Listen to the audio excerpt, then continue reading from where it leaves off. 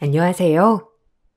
지난 30여 년의 결혼 생활 동안 맘 편히 쉬어본 적이 없었는데, 최근 누구보다 편안한 생활을 하고 있는 60대입니다. 제 또래 친구들도 마찬가지이지만, 결혼을 할 당시에는 가부장적인 분위기가 강했기 때문에 부당한 일이 있더라도 참고 살던 때였는데요. 그런 시기가 지나면서 이제는 좀 더 편하게 살고 싶다는 생각을 많이 하게 되었네요. 가끔씩 다른 분들의 사연을 들으면서 나만 이렇게 살았던 건 아니었구나 위로를 받기도 했는데, 다른 분들에게도 위로를 해드리고 싶어 이렇게 사연을 쓰게 되었습니다. 저의 결혼 생활은 순탄하지 않았어요. 시댁은 잘 사는 집안이었지만 친정은 말 그대로 가난한 집이었습니다. 결혼을 할 때부터 시댁 식구들은 저를 탐탁치 않아 했어요. 남편에게는 형이 있었고 가족들이 모두 각자의 사업을 하고 있는 상황이었습니다.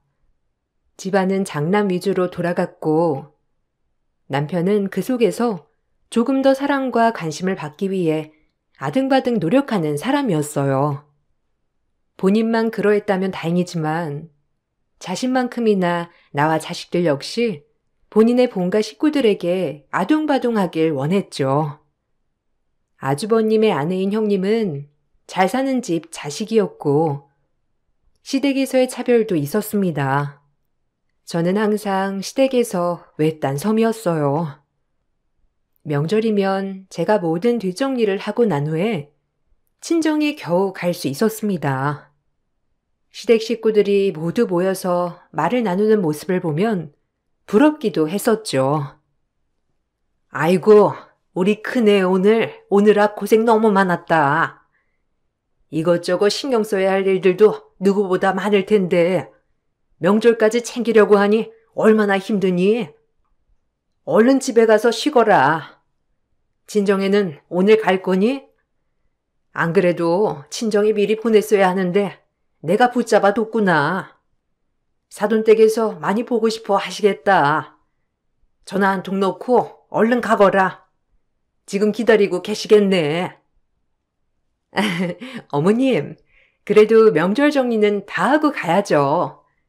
어머님도 음식 준비하시느라고 고생 많으셨어요. 여기 명절 선물이에요. 많이 드린 건 아니지만 그래도 명절 끝나시고 마사지라도 받으러 다녀오세요. 안 그래도 이번에 저희 집에서 사업 때문에 이것저것 말할 게 많거든요. 그래서 저희도 이제 가봐야 할 것 같아요. 어머, 이렇게 많이 챙겨줄 필요 없는데 고마워서 어쩌니? 역시 큰애가 이런 거 참 잘 챙기네. 이래서 큰 며느리가 제일이라고 하는가 보다. 예, 작은 애는 뭐하니? 음식들 얼른 챙겨주지 않고 쟤는 빠릿빠릿한 게 없어. 음식 준비하면서 옆에서 제대로 거들기는커녕 방해만 대고 말이지. 결혼한 지 벌써 10년이나 지났는데 뭐 하나 할 줄 아는 게 없어서 큰일이다, 큰일. 아휴. 동서, 어떻게 아직도 이렇게 어머님한테 혼나? 10년이면 초등학교도 졸업하고 중학교도 졸업하는 기간 아니야? 이제 고등학교는 가야지. 근데 동서는 유급될 판이네. 동서, 좀 노력해야 되겠다. 어쨌든 동서도 수고했어. 어제 음식하느라 고생 좀 했다며? 그래도 어머님 혼자 있을 때보다 훨씬 음식량도 줄어들었지 뭐. 이제 동서도 혼자서 준비할 수 있지 않아? 이제 어머님도 좀 쉬어야 할 것 같아. 아이고, 역시 나 생각해 주는 건 큰며느리밖에 없다. 안 그래도 다음 명절에는 둘째내서 다 준비하려고 하는데 그래도 가짓수가 준다고 해서 나만큼 잘 챙길지나 의문이다. 사업하는 집안은 명절상도 잘 차려야 복이 오는데 제가 하면 얼마나 잘하겠니? 제가 챙기면서 사업이나 잘 될는지 걱정이 이만저만이 아니다. 그래도 우리 큰애가 있으니 요즘 큰아들 사업도 잘 되고 내가 참 마음이 놓여. 둘째네는 참. 아니, 어머님, 무슨 그럼 섭섭한 말씀을 하세요. 결혼하고 나서 어머님은 그냥 지켜보시기만 하시지 같이 만들어주시는 것도 아니잖아요. 결혼한 이후에 처음부터 끝까지 저 혼자서만 하는데 그렇게 말씀하시면 어떡해요? 이미 제가 다 만들고 있는 거나 마찬가지잖아요. 그리고 어머님은 저 결혼하기 전에도 혼자 만드신 것도 아니고 도우미 이모들 다 불러다가 하시지 않으셨어요? 전 이렇게 많은 음식 저 혼자 하느라 정말 정신 하나도 없는데 그렇게 말씀하시니 너무 서운하네요. 어머머, 이것 봐라. 지 고생한 거 안 알아준다고 시어미한테 말대꾸 하는 거냐? 너는 그래서 두 번째라는 거야. 네 남편이나 너네나 아주 그냥 똑같이 잘 만났다. 가족들 위하는 마음은 없고 자기들만 알아서는. 아이고, 우리 둘째 아들이야. 아직 철이 덜 들었다고 하더라도 여자는 남자보다 일찍 철든다는데 네가 옆에서 이러고 있으니 아들이 철들 틈이 있겠니? 아휴, 됐다. 너도 이제 정리하고 가거라. 아유, 어머님, 그런 말 마세요. 동서가 그러는 거 한두 번도 아니고 너무 마음 쓰지 마세요. 제가 이번에 친정 가서 좋은 소식 들고 올게요. 남편 사업 확장하는데 친정에서 도와준다고 하더라고요. 어머님 스트레스 제가 싹 다 풀어드릴 테니까 그런 말 하지 마시고 쉬고 계세요. 그래. 역시 큰애가 나를 좀 아는구나. 작은애한테 받은 스트레스 네 덕에 다 풀린다. 내가 이래서 너를 예뻐하지 않을 수가 없지. 사돈댁에 보낼 선물 준비했으니 갈 때 가지고 가려무나. 잘 챙겨서 드리고 편안하게 잘 쉬다가 와. 시모는 형님과 저를 많이 차별했습니다. 명절이면 저희 집에는 선물 하나 보내지 않으셨지만 형님 댁에는 고급 한우 세트며 바리바리 싸서 보내곤 했죠. 그럴 때마다 마음이 많이 아팠습니다. 실질적으로 형님이 시댁에 하는 건 거의 없었기 때문이었어요. 매달 생활비도 저희가 조금씩 부담을 했지만 아주버님과 형님은 명절을 제외하고는 얼굴을 보지도 않았어요. 시아버님이 아파서 입원을 했을 당시에도 간병은 제가 다 했고 병원비도 두 집안이 똑같이 나눠서 부담을 했지만 늘 오로지 시부모의 고마움은 시아버님과 형님에게 향했습니다.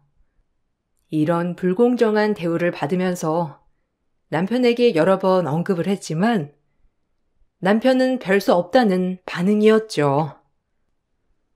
여보, 당신은 어머님이랑 아버님 너무하시다고 생각해 본 적 없어? 솔직히 10손가락 깨물어서 안 아픈 손가락 없다고 하는데 어머님 아버님한테는 해당 사항이 없는 것 같아. 내가 아무리 잘하려고 노력해도 내 노력은 하나도 알아주시지도 않고 형님은 아무것도 안 하시고 그냥 오는데도 잘한다고 칭찬만 듣고 난 정말 서운해. 솔직히 계속 저러시니까 아무것도 하기 싫어. 에이, 당신 또 왜 그래? 무슨 그런 말을 하고 그래? 당신이 아무것도 안 하면 솔직히 우리 엄마 아빠는 아예 우리 안 보실걸? 지금 상황에서 아쉬운 사람이 잘해야지 어쩌겠어. 당신 내가 뭐 하는 사람인지 몰라? 나도 사업하는 사람이야. 여기에 부모님 입김 들어가지. 엄마랑 아빠 입김이 제일 강력한데 당신이 그마저도 안 챙기면 내 사업 망하는 거야. 당신 고생하는 거 내가 제일 잘 알잖아. 나중에 엄마 아빠도 다 아실 거야. 지금이야 형수님 집안이 빵빵하고 도움도 계속 받고 있으니 그러시겠지만 아무리 그래도 정말 너무하신 거 아니야?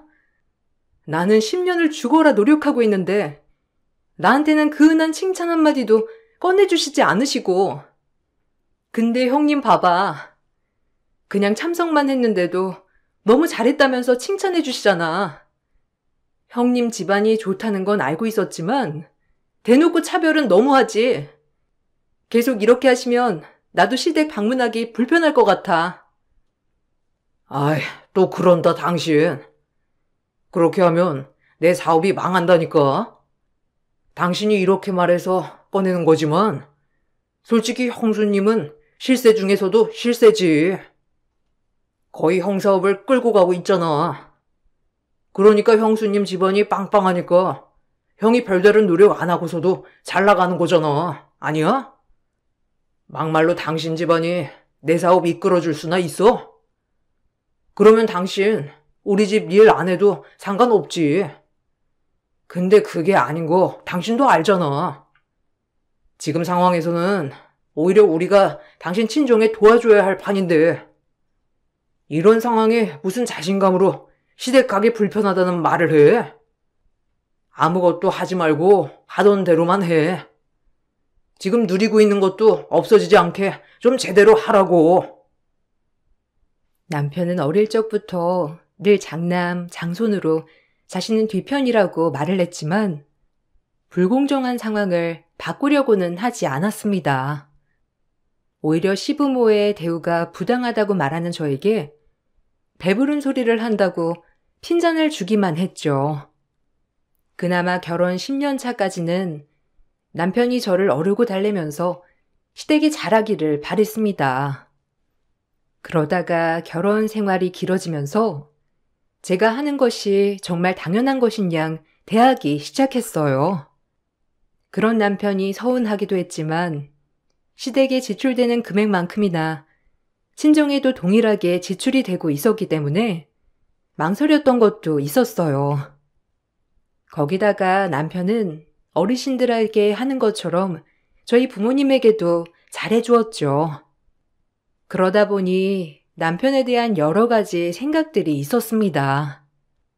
친정 부모님은 시골에서 농사를 지으셨어요. 농사를 지으시면서 생활을 하고 계셨는데 넉넉한 형편은 아니었습니다.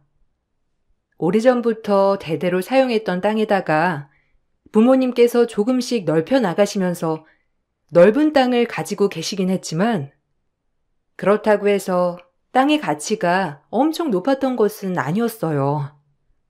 그래서 부모님께서는 처분하지 않는다면 나중에는 상승할 수 있을 거란 확신을 가지고 계셨습니다. 그러다가 제가 결혼을 할 때 자금이 필요하다고 빈 땅을 처분하셨다는 소리를 들었죠. 결혼 20년 차가 되면서 원래 가지고 있던 땅 주변의 값이 천정부지로 올랐습니다. 시댁 식구들은 다들 될 사람만 되는 거라면서 비웃었었죠. 예, 둘째네 부모님은 얼마나 배가 아프시겠니? 그 땅 10배는 더 올랐다고 하는데 엄청 아까워가지고 어떻게 주무신다니? 그때니 결혼시킨다고 있는 거 없는 거 다 끌어모으느라 처분한 거 아니니? 아휴, 그때 팔지만 않았으면 솔직히 지금 궁상맞게 살았겠어? 내가 다 아깝네, 아까워. 그때 처분만 안 했어도 우리 둘째 아들도 저가댁 덕 보는 건데. 네? 궁상이요? 어머님, 무슨 말을 그렇게 하세요? 저희 부모님 지금도 아주 잘 살고 계세요. 거기다가 지금까지 건강하시고요. 건강하시니까 지금까지 저희한테 손 안 벌리고 일도 꾸준히 하실 수 있는 거예요. 어머님이 그렇게 말씀하시니 정말 섭섭하네요. 건강하게 살고 계시는데 왜 그렇게 말씀하세요? 아이, 동서, 너무 예민하다. 어머님이 걱정돼서 하는 말이지 무슨 나쁜 의도로 그렇게 말씀하셨겠어? 그런 게 아니라는 거 난 딱 들어도 알겠는데 동서 너무 자격지심 심한 거 아니야? 솔직히 어머님네야 형편이 넉넉했지만 동서네는 결혼할 때 그런 거 아니었잖아. 동서네 부모님도 엄청 부담 느끼시고 처분하셨겠지. 뭐 그런 말씀 하신 거 아니시겠어? 그래. 우리 큰애가 내 말 뜻을 똑똑히 아는구나. 우리 큰애만 아니면 아주 그냥 내가 나쁜 시모인 줄 알겠어. 예, 너는 내가 무슨 말만 하기라도 하면 다 그런 식으로 배뱉고 와서 받아들이는 거니? 어디 무서워가지고 뭔 말이라도 하겠어? 그냥 내가 너한테 말을 하지 말아야지. 아휴. 아니, 동서는 왜 어머님 말을 그렇게 받아들여서 이 난리를 피우고 있어? 어머님이 걱정돼서 그냥 하시는 말씀을 가지고 말이야. 땅값이 엄청 뛰었다고 하잖아. 그게 얼마나 아까우시면 이렇게 말을 하시겠어? 동선의 집도 잘 살 기회였는데 그걸 날린 거잖아. 그래. 우리 큰애 말이 맞다. 우리 큰애처럼 마음 넓게 받아들이면 얼마나 행복하고 좋니? 너는 그 심보가 못 돼가지고 안 되겠다. 네가 그렇게 사람 말을 받아들이니 남편 일도 제대로 안 풀리는 거야. 아주 그냥 옆에서 도와줘도 모자랄 판국에 안 되라고 빈다 빌어. 시댁에서는 제가 뭔가라도 기분이 나쁜 티를 낸다면 제 심보가 못 돼서 남편 일이 잘 되지 않는 거라면서 말을 하기도 했습니다. 그러니 시댁 식구들과 만나는 자리에서는 한 귀로 듣고 한 귀로 흘리는 일들이 많았죠. 그렇게 시댁 식구들은 저희 집을 무시했어요. 시간이 흘러 남편의 사업은 탄탄대로 잘 흘러가고 있었지만 아주버님의 사업은 위기를 맞고 있었습니다. 상황이 나빠지자 남편과 아주버님은 공동대표로 함께 사업체를 운영하게 되었습니다. 분명 아주버님의 위기를 남편이 도와주는 상황이었지만 시댁에서는 남편의 사업 때문에 아주버님이 희생을 한다고 생각을 했죠. 아이고, 우리 큰아들이 동생 때문에 고생을 하는구나. 그니까 사업을 막무가내로 하면 안 되는데. 그래도 형이라고 동생 챙기네. 봐라, 이래서 형은 형이야. 둘째야, 너는 네 아주버님한테 아주 깍듯이 잘해야 되겠다. 네 남편 위기 도와준 게 아주버님 아니니? 네? 어머님, 무슨 말씀 하시는 거예요? 저희 남편 사업 잘 되고 있었어요. 어머님 잘 아시지 않으세요? 저희가 아니라 아주버님이 위기에 있으셨던 거잖아요. 이번에 아주버님 사업이 어려워지면서 남편한테 같이 하자고 한 거 아시잖아요. 그렇게 자꾸 진실이 아닌 말씀하시면 저도 이렇게 꺼낼 수밖에 없죠. 아니, 너는 무슨 소리를 하는 거야? 원래 형만한 아우가 없다고 하는 게 다 맞는 말이야. 우리 장남이 잘하니까 사남이 알아서 잘 되는 거지. 무슨 소리를 하는 거냐? 그리고 사업은 잘 될 때도 있고 안 될 때도 있는 거다. 너희는 지금까지 평생 못 살다가 어쩌다가 기회 얻은 거지. 네 형은 지금까지 평생 잘 되다가 약간 어려워진 건데 뭐가 다르겠니? 우리 큰아들이 잘 안 했어 봐. 둘째 아들이 사업 같이 하자는 거 받아줬겠어? 다들 잘하니까 같이 운영하자는 소리가 나오는 거지. 어머님, 자꾸 그렇게 말씀하시니까 저도 남편도 너무 서운하네요. 지금까지 저희가 해온 것은 왜 아무것도 신경을 안 쓰시는데요? 왜 우리는 무시하는 건데요? 이렇게 자꾸 말씀하시면 저희도 어머님, 아버님께 해드릴 마음이 전혀 안 드는 것 같아요. 아이구야, 너 네가 지금껏 뭘 했다고 난린 거니? 누가 들으면 무슨 시집살이도 격하게 시킨 줄 알겠다. 집도 따로 살아. 해봤자 명절 때 아니면 제대로 보인 적도 없고. 이래서 있는 집 자식이랑 결혼시켜야 한다는 말이 나오는 거다. 안 그러니 큰애야? 너는 여기 와서 고상하게 품위 지키면서 사는데 쟤는 무슨 쌈딱인지 무슨 말만 하면 싸우자고 덤벼드니? 아휴, 아무리 내가 나이 많은 시엠이라고 해도 제가 저러고 있는데 무서워서 뭔 말을 하거나 싶겠어? 그러게요, 어머님. 가족들 다 있는 앞에서 저렇게 말할 필요가 있나 싶네요. 너무 신경 쓰지 마세요, 어머님. 이번에 합병되면서 잘 풀리면 더 잘 될 거예요. 동서도 이제 그만해. 어머님이 나쁜 뜻으로 그런 말씀 하셨겠어? 원래 어떤 집안이든지 장남이 잘 돼야 가정이 편안한 거지. 그것도 몰라? 시댁에서는 당연 이번 일도 큰아들이 배포가 좋아서 공동대표가 된 것이라고 했지만 그런 말을 아주버님과 형님은 바꾸지 않았죠.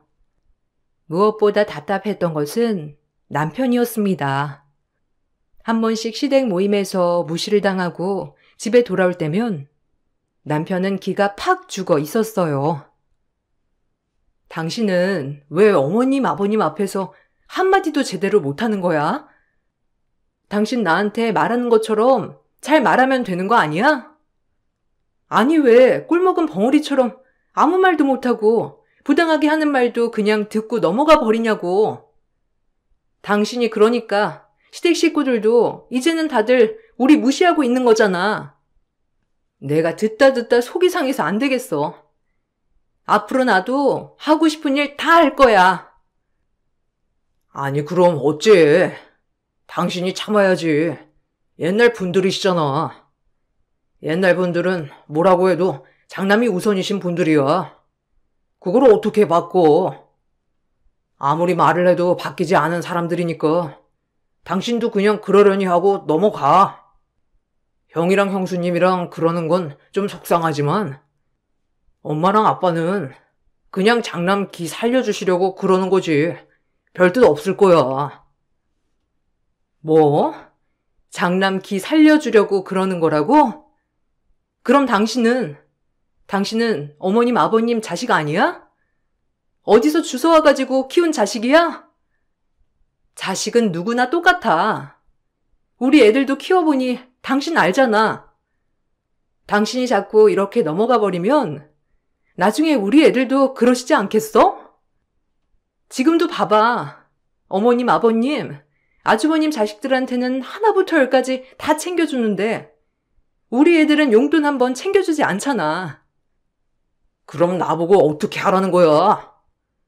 나는 이렇게 평생 살아서 불편한 거 솔직히 모르겠어. 오히려 말했다가 집안 분란 일으키고 머리 아프고 그러고 싶은 생각도 없거니와. 그러고 싶지도 않아. 그러니 불편하면 당신이 직접 말해서 해결해봐. 남편은 집안에 분란이 생기는 것이 싫어 부당한 언행을 듣고 있어도 그냥 듣고 넘어가는 경우가 많았습니다. 저는 그런 남편이 안쓰러우면서도 우리를 절대로 지켜주지 못하겠구나 싶어서 마음이 점점 바뀌기 시작했어요. 그렇게 시간이 점차 흐르고 친정아빠가 돌아가시고 난 후 친정엄마도 병환으로 돌아가시게 되었습니다. 외동딸이었던 제가 재산을 정리하던 중 뜻밖의 소식을 듣게 되었는데요. 바로 처분한 줄 알았던 땅이 전혀 처분이 되어 있지 않은 상태였어요.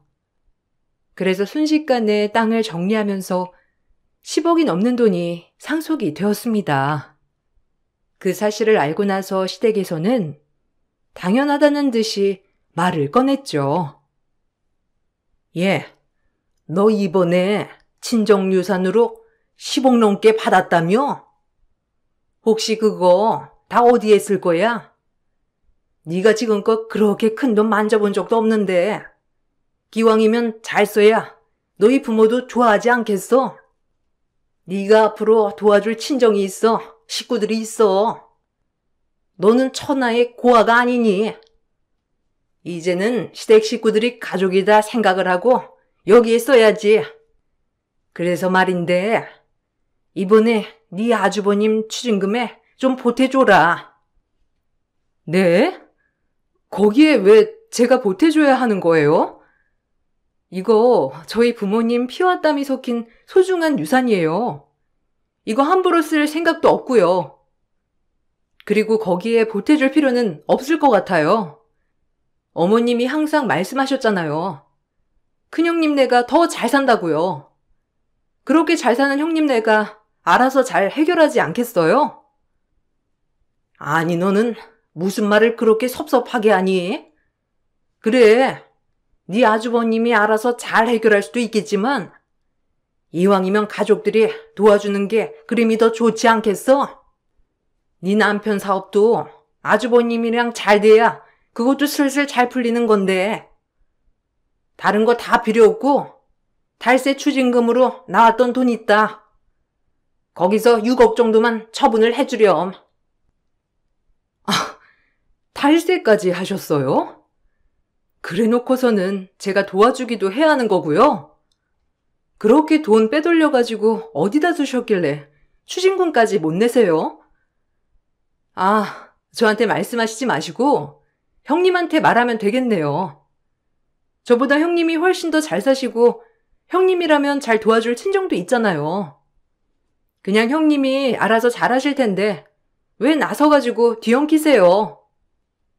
아휴, 너는 하나밖에 없는 재수씨인데 좀 도와줄 수 있지 않니? 그리고 6억이 무슨 껌값인 돈도 아니고 실질적으로 가지고 있으려면 비용도 들고 정신도 없고 힘들지. 아휴, 싫으면 됐다. 그거 가지고 애걸복걸 하기도 싫다.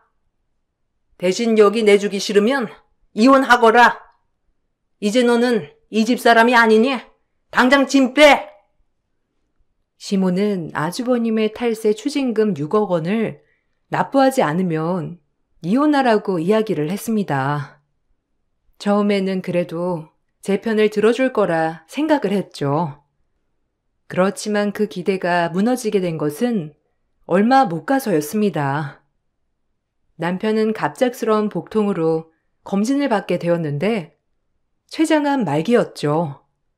극심한 복통과 함께 황달이 심해졌고 상태는 날이 갈수록 심해졌어요. 남편은 시모가 저의 유산을 마치 맡겨놓았다는 듯이 아주버님의 추징금으로 보태라는 말을 하자 더 이상은 안 되겠다 생각이 들었는지 모든 사람들이 있는 자리에서 저와의 이혼을 언급했습니다.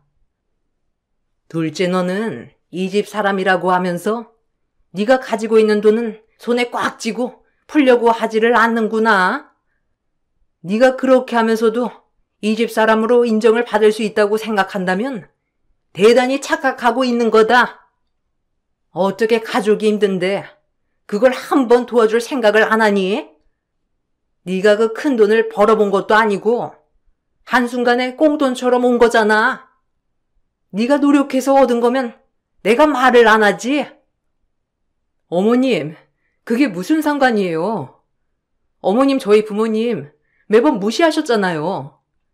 시골에서 농사도 짓고 넉넉하지 않다고요. 거기다가 시골에 가지고 있는 땅도 무시하시면서 그 땅값 오르려면 몇십 년은 더 기다려야 한다면서 비웃었던 게 어머님이세요.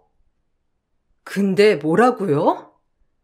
그 돈으로 아주버님 탈세금을 내자고요? 참 어이가 없네요.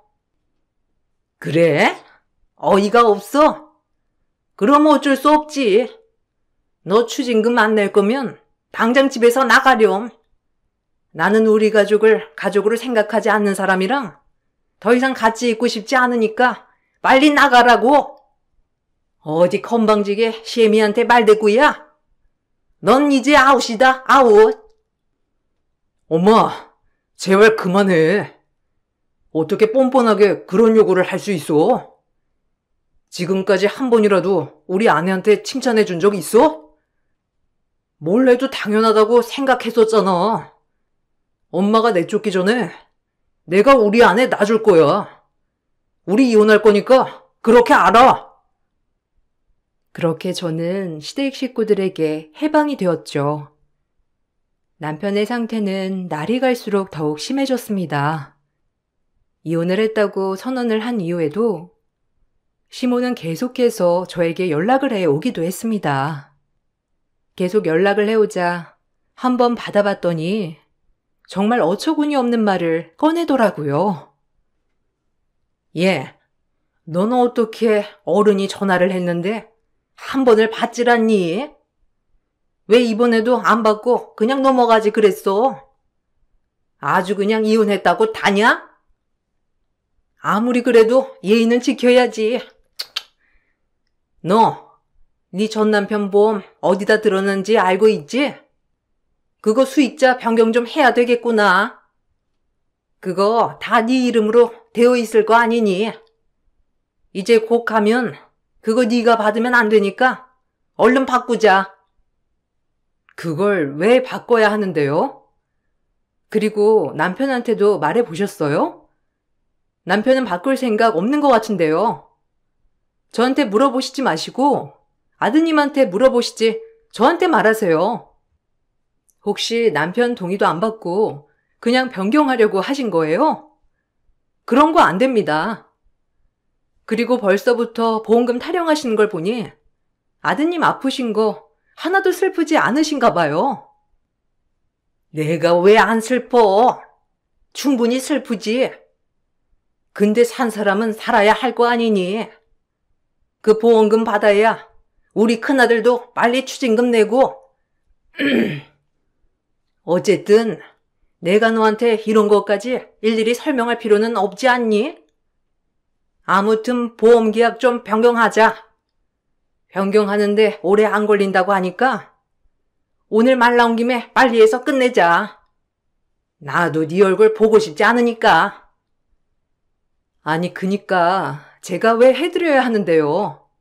어처구니 없는 말씀하지 마시고 얼마 안 남은 아드님이랑 좀 시간 보내세요. 어머님, 아드님 두 분 아니세요? 큰아들만 있는 게 아니고 작은 아들도 있다는 거 잊지 말았어야죠. 내가 왜 둘째 아들을 안 챙길 거라고 생각해? 너도 엄마면서 왜 그런 말을 하지? 내 아들은 내가 알아서 챙겨. 네가 걱정할 건 아닌 것 같다. 그리고 네가 뭔데 내 아들을 챙기라 말아야? 내가 너보다 훨씬 생각하는 게 당연하지 않니? 시모는 끝까지 큰 아들만 생각하는 사람이었습니다. 남편은 결국 죽을 때가 다 되어서야 자신의 부모님이 오로지 큰 아들을 위한다는 걸 알게 되었죠. 이미 후회를 해보았지만 늦은 상황이었습니다. 그렇지만 이혼을 했다고 하더라도 남편은 끝까지 저에게 무언가를 해주고 싶어 했어요. 아마 지난 세월에 대한 보상이지 않았나 싶습니다. 나 이제야 알았어.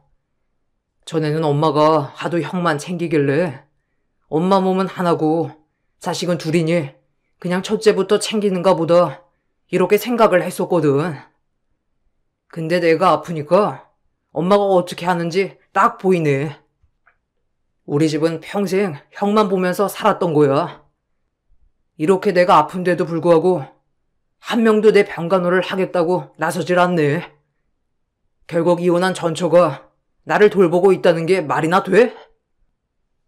그러게. 생각보다 더 너무하시네. 어쨌든 내가 당신 곁에 있으니 걱정하지 마. 이제라도 알았으니 다행이지 뭐. 죽을 때까지 모르고 그냥 가버린다면 당신 원망했을지도 모르겠다. 그렇지만 당신 이제는 정말 많이 깨달은 것 같아.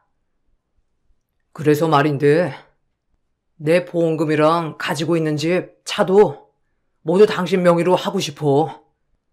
부모님 성화에 당신이랑 이혼했다고 하고 따로 살고 있지만 사실상 우리는 서류로는 아직도 부부잖아.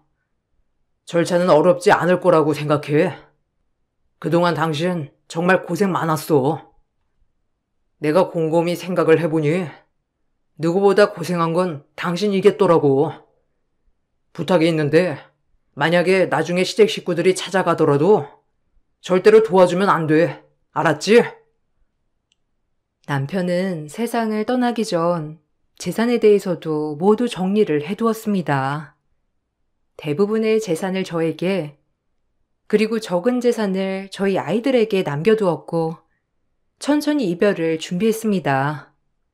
그렇게 남편이 떠나가고 저는 다시는 시댁 식구들과 마주칠 일이 없다고 생각을 했죠. 그러다가 얼마 전에 시모가 집을 찾아오셨습니다. 둘째야, 잘 지내고 있었니? 너한테 연락을 했었는데 통 연락이 닿지 않았구나. 안 그래도 너희랑 할 얘기가 있었다. 혹시 우리 집이 넘어가기 직전인데 나를 좀 도와줄 수 있니? 아들 사망보험금 지금 다 쓰진 않았을 거 아니니? 큰아들이랑 큰며느리가 아주 그냥 사업을 제대로 말아먹었어. 이제 집이 넘어갈 판국이라 생각나는 곳이 여기밖에 없어 찾아왔다. 나 좀 도와다오. 이번에만 도와준다면 내가 이 은혜 제대로 갚을 테니 한 번만 좀 도와줘. 아니, 그 똑똑하고 잘난 아주버님이랑 형님이 왜 사업은 망하셨는지 모르겠네요. 아니, 사업이 잘 될 때도 있고 안 그럴 때도 있다면서요. 그런 거 가지고 너무 뭐라고 하는 거 아니라고 어머님께서 그러셨잖아요. 근데 왜 여기 와서 도와달라고 하세요? 지금 안 되세요? 그럼 좀 기다리시면 되잖아요. 기다리면 잘 될 때가 오겠죠. 그러니 이런 말씀 하시려고 오지 마시고 제발 눈앞에서 사라져 주세요. 아이고, 둘째야. 너 이렇게 독한 사람 아니었잖니. 예정을 봐서라도 한 번만 도와주거라. 내가 한 번만 도와주면 평생 잊지 않고 갚아가면서 살 테니 조금만 도와주렴. 둘째 아들 죽고 나니까 사업도 영 형편없고 제대로 운영도 못하더라. 내가 미쳤지. 큰애라고 매번 감싸 안고 살았던 내가 미쳤어. 정말 미안하다. 내가 미안해서 너한테는 할 말이 없지만 도와줘. 아니요. 절대 도와드릴 일 없습니다. 남편 마지막 유언 들어보셨던 적 없으시죠? 그날도 큰아들 챙기느라 작은아들 마지막 모습도 못 보셨잖아요. 그때 절대로 당신들 도와주지 말라는 게 우리 남편의 유언이었어요. 얼마나 오죽했으면 아들이 그런 말 남기고 갔을까 좀 생각해 보세요. 아마 당신들은 생각해도 알아차릴 수나 있을지 모르겠지만 아이고, 둘째야.